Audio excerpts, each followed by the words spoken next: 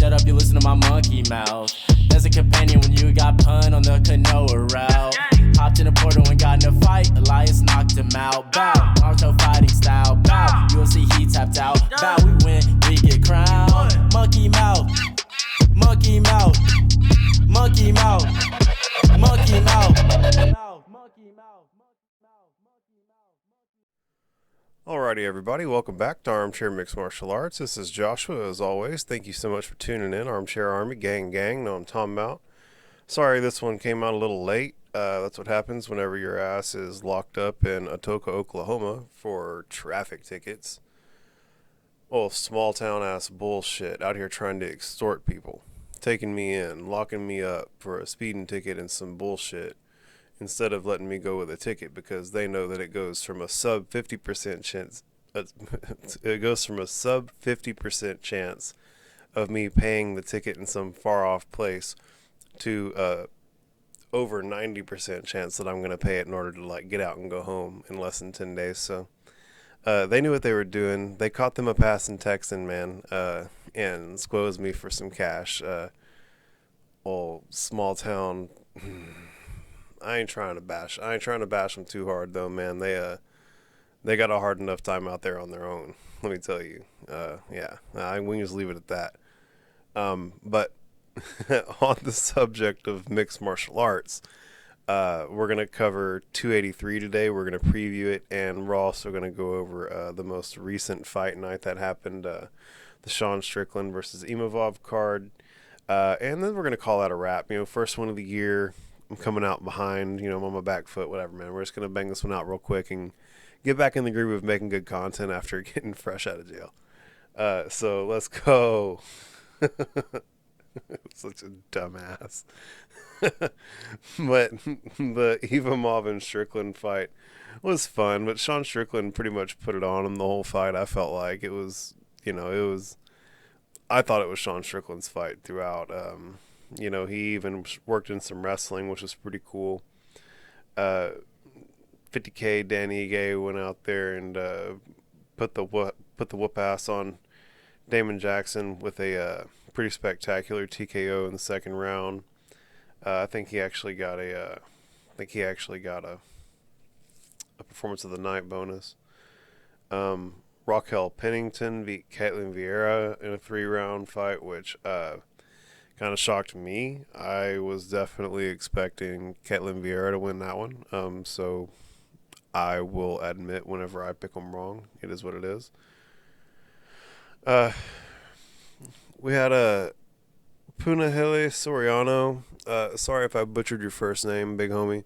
But I've been rocking with Soriano since he was on the Contender Series, man. Just fun fighter, real fun fighter. Always fun fight whenever he's on the card. So I like it whenever he's on the card, but Roman Kopylov won in convincing fashion, man. It was a convincing victory. Just a more rounded skill set, is really like all I can really say. Soriano definitely probably has the better outright boxing and bigger punches, but there's more to this game than just that. It's mixed martial arts, and Kopylov is that dude. Like, you can bet on Kopylov. Like, that guy's gonna keep winning fights, in my opinion, for sure. Then we had Umar Nurmagomedov, remained undefeated, getting him a TKO in the last 20 seconds of the first round against Raoni Barcelos. And some other fights. Emil Shabdurakimov got canceled. Anything happened fun on the man? Abdul Razak Al Hassan looked great. Like a calmer version of him, right? He's always been real explosive, but he's always been kind of controlled by his emotions in the octagon, and is taking big risks and is blowing his gas tank too quick because he's fighting angry and stuff. And it seems as though his coaches have really gotten through to him, and he's starting to fight in an intelligent way. And with the physical tools that Abdul has at his disposal, if he starts fighting real smart, it's going to be a really, really tough combination for anybody at middleweight. So, because Claudio Ribeiro isn't a pushover at all. Like this was not an easy fight for anybody. But um, at any rate, that's the only one I really want to cover in the prelims. Like I said, I just want to kind of run through this one. That way we can just get back in the groove of making them and pushing them out because, there's a big long break and, man, shit's been weird. My facility and, my brother's house and the barn where we were running one of my businesses all burned down. And so and that was right around the holidays, and then I got sick and my boy got sick, and then I went to fucking jail in Oklahoma, and it's just been one thing after a motherfucking another, and I really ain't had time to like prep for this one the way I would typically want to. So here we are, ladies and gents. This is what you get for following a podcast ran by a fuck up. Let's go. Podcast ran by a fuck up. That's a fun name for a podcast, actually. But 283 on the come up is going to be a fun card. Man, I just still can't believe what's going on at 205. The whole situation is just bonkers. How Yuri chose to vacate the belt, and then they tried to have the other fight between Jan Blachowicz and Ankalaev, and that Magomed Ankalaev, and that turned into a bore fest towards the end, right? According to everybody, I enjoyed the fight, but I don't know, maybe I'm purist, maybe I just am too smart. No, it's whatever. But either way, it wound up being a draw, and so now they're doing Glover Teixeira and Jamal Hill, and I am real fucking high on Jamal Hill. I think Jamal Hill's finna motherfucking smoke Glover Teixeira, to be real honest. But then again, I thought that Yuri was gonna smoke him, and just Glover's tough old bean, and he's got a thick old skull. Ain't no knocking him out, and he's high and tight with his boxing, and so his wrestling's great, and so he's a tough fight for anybody, but he's just so damn old. He's so over the hill, and Jamal Hill, he's over the hill, and he's fighting Jamal Hill. But Jamal Hill has got so much pop. Like, you watch that guy fight, he's explosive. His hands are fast, and he's not just tip-tapping whenever he does it. He's throwing with ill intent when he's got a lot of acceleration behind it, and He's got some good technique. I'm real high on Jamal Hill. I think that Jamal Hill's going to bink Glover Teixeira and swarm him and probably get a TKO. I don't think he's going to flatten him out or anything, but I definitely think he's going to hurt Glover, and he's going to just swarm him.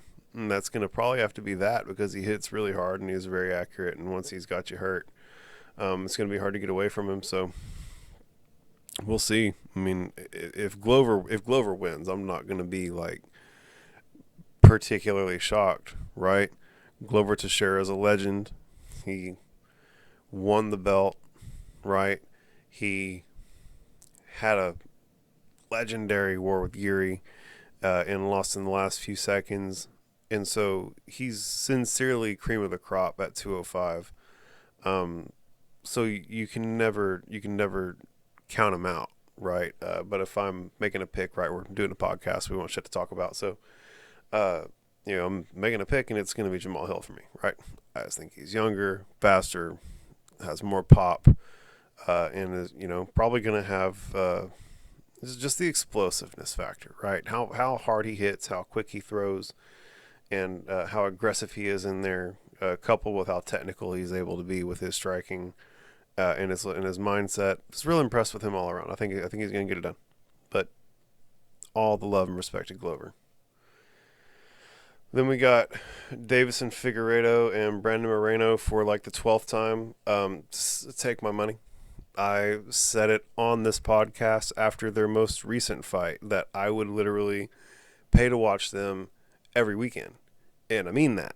And so it's just that time of year again where we get Davison Figueiredo and Brandon Moreno. it's like a pastime at this point. It almost, the UFC ain't even gonna be the same whenever these guys aren't fighting anymore. It's been a couple years saga now, man, and they're both clearly the top of their class. Um, I mean, it's anybody's fight. It's anybody's fight. I wonder what's going to be going on with Brendan Moreno, because I reckon, if I'm not mistaken, Brendan Moreno is, uh, or at least was, part of James Krause's camp. And everybody knows James Krause is toxic waste right now. You can't even be associated with James Krause and be on the UFC roster right now. So, I don't know. Again, I've been having a rough month, y'all. So I ain't been looking into the headlines and reading into where exactly Brendan Moreno stands on whether or not he's going to be able to keep training. I mean, he clearly isn't training with James Krause and them. It'd be interesting to know where he's training at right now. If I had a Jamie here, I could have someone look it up for me, but we ain't got that right now. But either way, it's going to be interesting to see how it pans out for Brendan Moreno now that he's had to clearly make some changes in his camp, considering what's happened with James Krause and them with the whole betting scandal that's going on over there, which is still a crazy thing. And I follow Brendan Schaub and his old. I've been watching him since the Ultimate Fighter. You know what I'm saying? Before he was even doing podcasting. So, that's my dude. And he was saying that he's got some insider information on that whole situation, and that it goes deep. We've only seen the tip of the iceberg, and the real life investigators are looking into it now, and it's about to be like a house of cards falling all over the place for those guys. So we're going to see what happens over there. But typically I tend to pull for Brendan Moreno in these fights, just because I've liked his interviews and stuff more. He speaks English, so I've been able to relate to him better. But Davison Figueiredo is always such a nice guy in the interview, such a savage in the octagon. Then he's always so nice, and is always like glory to God type shit in the interview. So it's hard to really dislike him, right? But in my heart, I always kind of lean Brendan Moreno. So let's roll Brendan Moreno on this one. Gilbert Burns, Neil Magny. Oh, this one came together. Cool. I remember whenever those two were talking back and forth on social media, but it was seeming like that was only if this fight was only going to be able to happen if someone who Gilbert Burns had already been lined up to fight with backed out. And so it seems as though that happened. I don't know. But I know that Gilbert Burns is always a fun fight. Old Dorino's I got a big right hand. He just got a big right hand, and he's going to throw it. And Neil Magny's got all kinds of cool physical tools at his disposal. These are two wily vets. It's going to be a fun fight. I would be shocked if that was not a very entertaining fight for everybody. If I had to pick one, I'd probably have to pick Gilbert Burns. I think that Neil Magny has kind of a history of being a little chinny, and he's very tall. And so it's really going to be hard for him to tuck his chin all the way down. And I feel like Gilbert Burns is going to be able to find his chin, because Gilbert Burns got a cinder block for a head. And so Neil Magny ain't going to be able to hit him hard enough to keep him from coming in. And once he's in there, he's going to, because he's way low, going to be punching up at Neil Magny. And that's going to find the sweet spot under that chin. And I think it's going to probably be a nighty-night type of situation for Neil Magny. But, again, if I were to call it, right? Like if you wanted to make an interesting bet on this one, maybe go Gilbert Burns by knockout, in the second. But, it's not outside of what could happen if Neil Magny were to be able to work his clinch.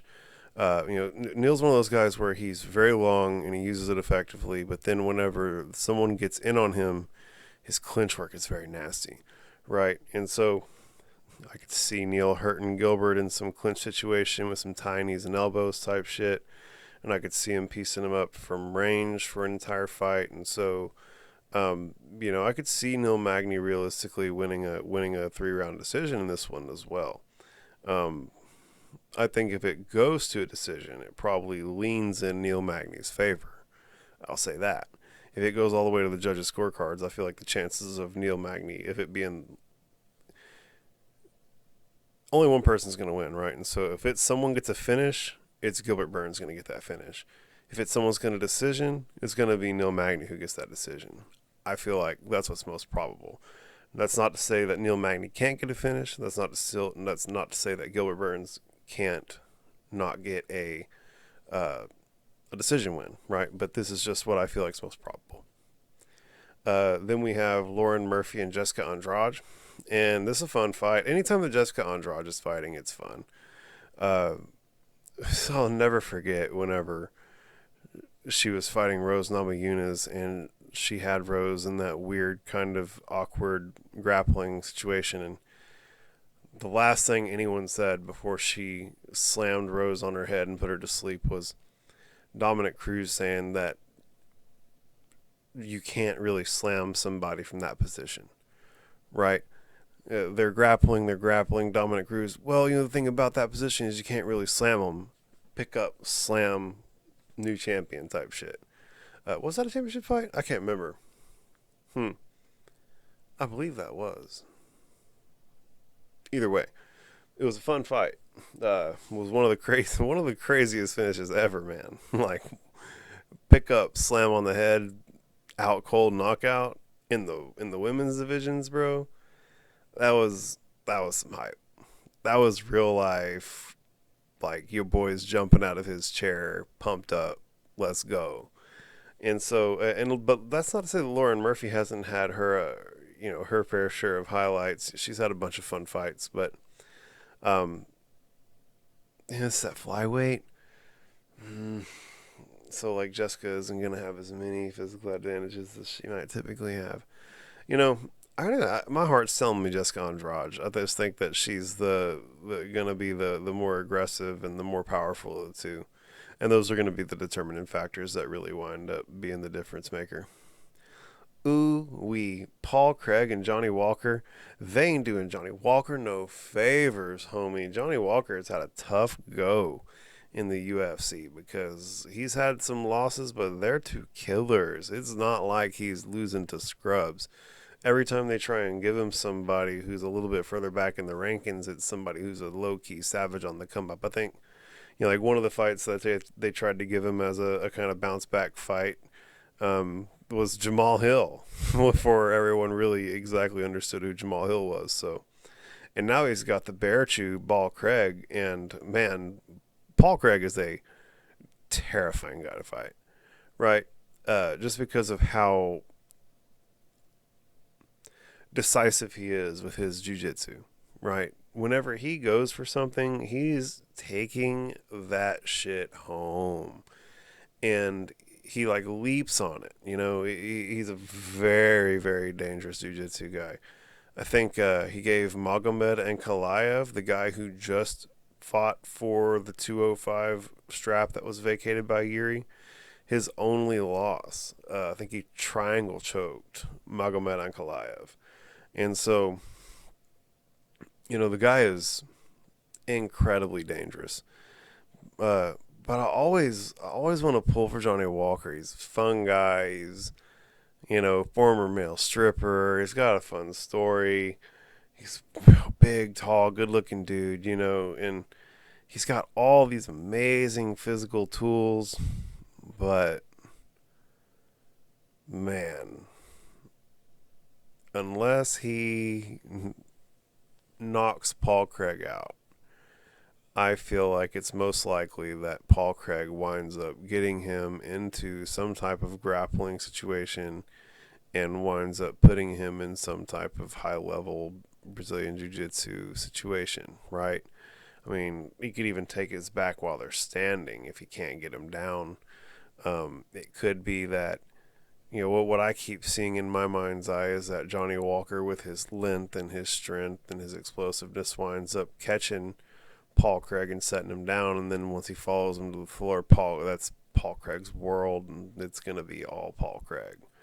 And so, any way that it gets to a grappling situation, especially if it gets to a grappling situation on the ground or to a situation where Paul Craig has Johnny Walker's back, it's gonna be a pretty swift end to the night at the office once it gets to any one of those three scenarios that I just described. So, at least that's how I feel like it's gonna go, if I had to pick it.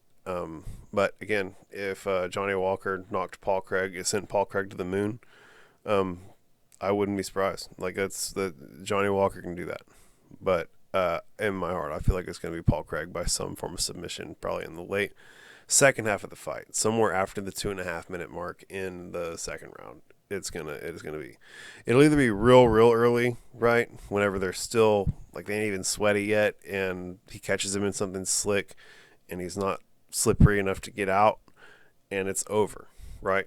Or it goes for a while. Johnny Walker starts to fade a little bit on the gas tank, and then that's when Paul Craig finally gets into the ground, or the ground game that he's been drowning him in winds up drowning him. That's how I feel like it's gonna go. Shogun Rua is fighting Ihor Potier. I don't even know who this other guy is. Ihor Potieja or Potiera. I don't know where he's from, depending on if he's from Portugal, if it's at the Portuguese pronunciation or if that's a Spanish pronunciation. I'm not entirely certain, but he's fighting this fellow named Ihor, 19-3. I cannot believe Shogun's still fighting. That's wild to me.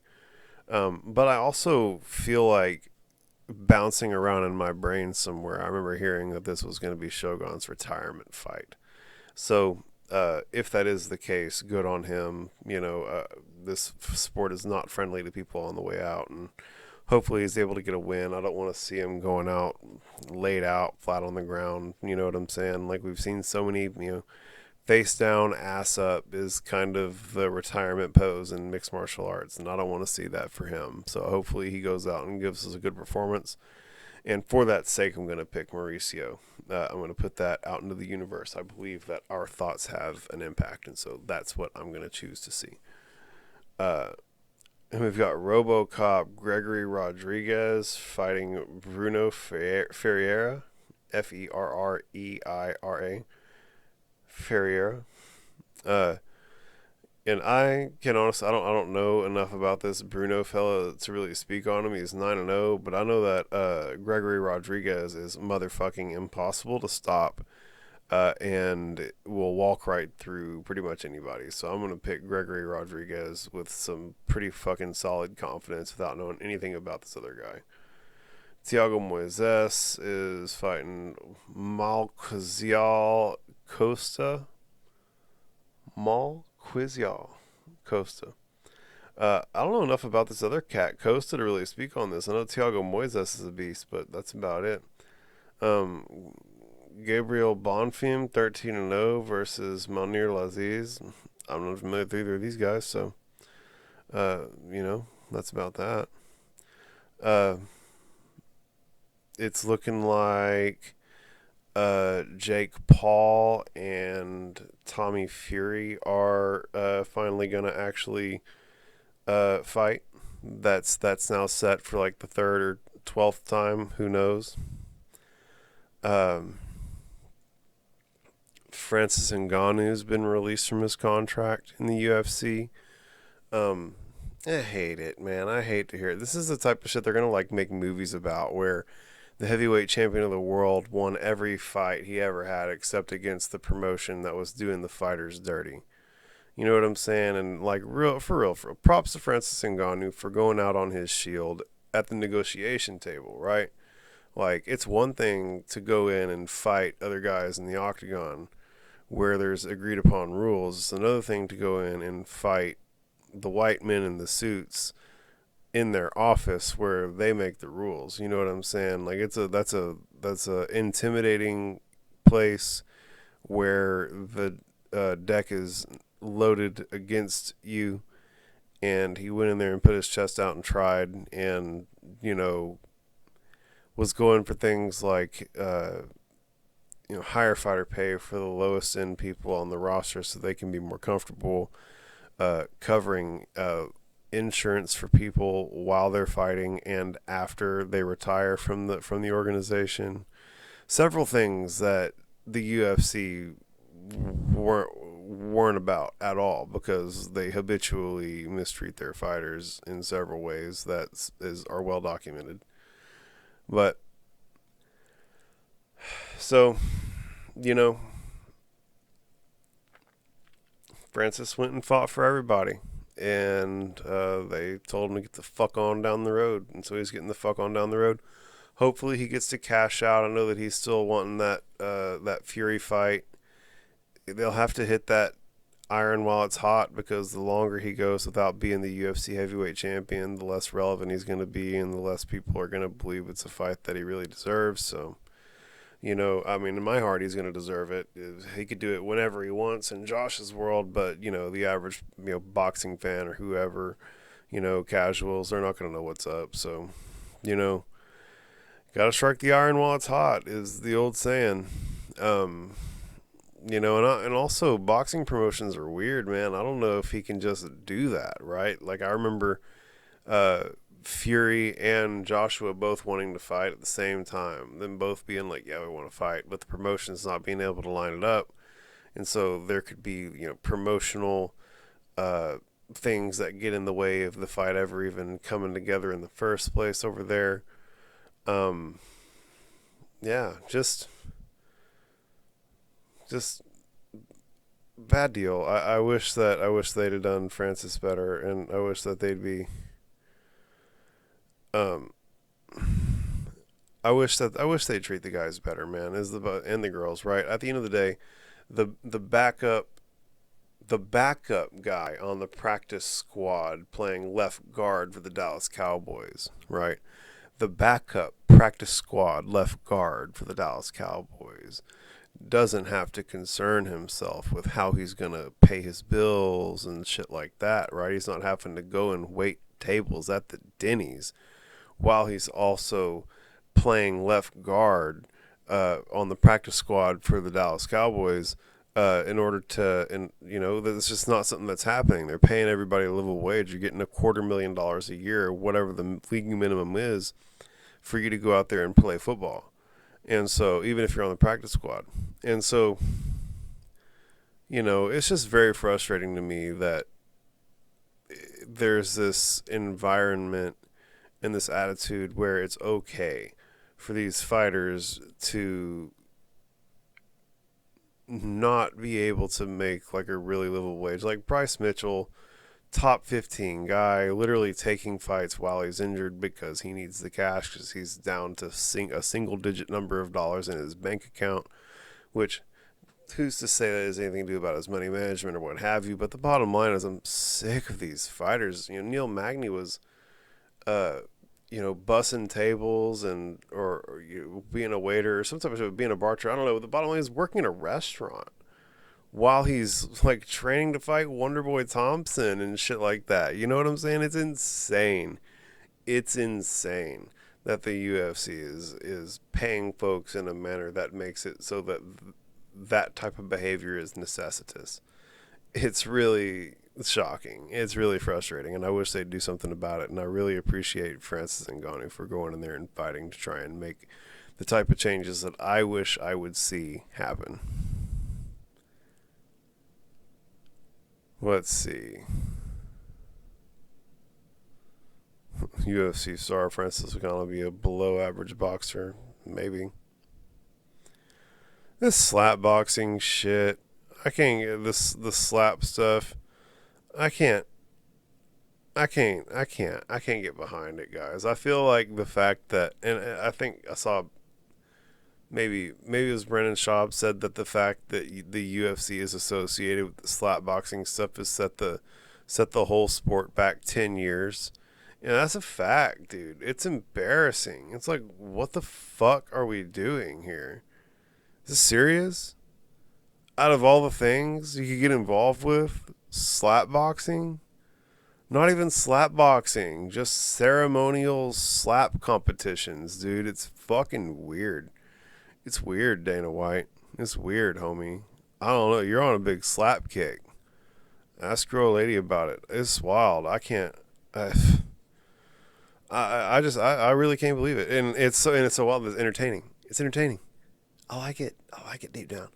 But like, what the fuck is happening at the UFC where they feel like this is the thing that they need to be putting their name on? It definitely has set us back. Like, it has set us back.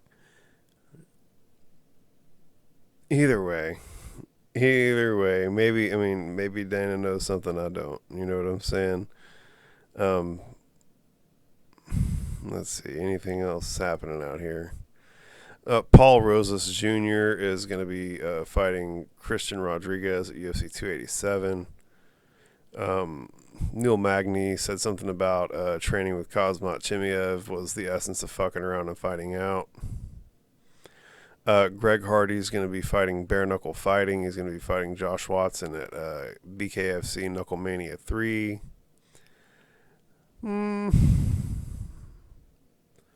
That's about it. Yeah, that's about it. That's all I'm going to cover today. It's a short episode. I'm sorry if you guys feel like I gave y'all a disservice for that episode. I know in my heart I definitely didn't do as much pre-production work on this one as I typically do. But that's just a matter of happenstance, right? It's been a weird set of circumstances over the last 30 days, and just know I love all y'all, and I really intentfully mean to put out a fun bit of content here that everybody can relate to and have fun with. And so if this one didn't quite meet the bar that y'all are used to, I'm sorry. I do intend on picking it back up on the next few go-rounds. So appreciate y'all rocking with me, Armchair Army, and being patient with me while things are rocky on my end. Things looking good moving forward, though. So we should be back to rocking like normal moving forward. Appreciate y'all for checking out this one. This is the UFC 283 preview. This is Joshua Barnett with Armchair Mixed Martial Arts. Armchair Army, gang, gang. Peace out. Monkey mouth, monkey mouth, monkey mouth, monkey mouth.